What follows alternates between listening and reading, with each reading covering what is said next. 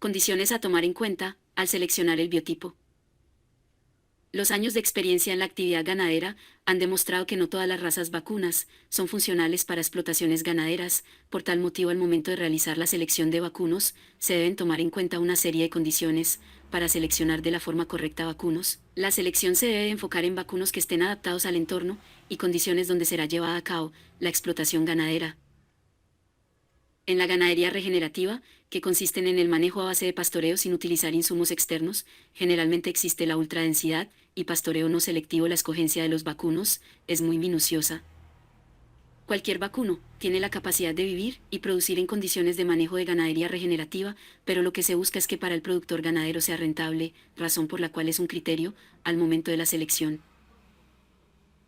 Generalmente los productores ganaderos están acostumbrados a que están definidas las razas vacunas para cada tipo de producción, pero en la selección se inicia a ir en contra de determinado tipo de vacunos. Estadísticamente en este tipo de ganadería, las razas criollas son las que mejores resultados han demostrado, y es que a través de los años han logrado la adaptación al medio. Por mencionar un ejemplo, para zonas donde la topografía del terreno es con laderas, la raza vacuna recomendada es la blanco orejinegro, mejor conocida como Bón, aunque cabe mencionar que no es la única.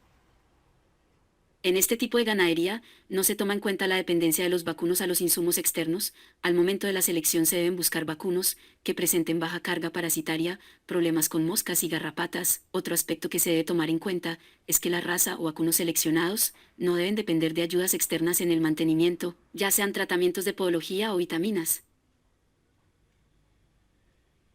La ganadería regenerativa, al ser comparada con la tradicional, los índices de evaluación cambian completamente, ya que en estos casos el factor principal para la selección de los vacunos es la condición corporal, enfocada a las características propias de la zona donde se desarrolla la ganadería, y siempre tomando en cuenta que debe ser sin ayuda externa, como en el caso de vacunos de ferias ganaderas, que se les suministra concentrados.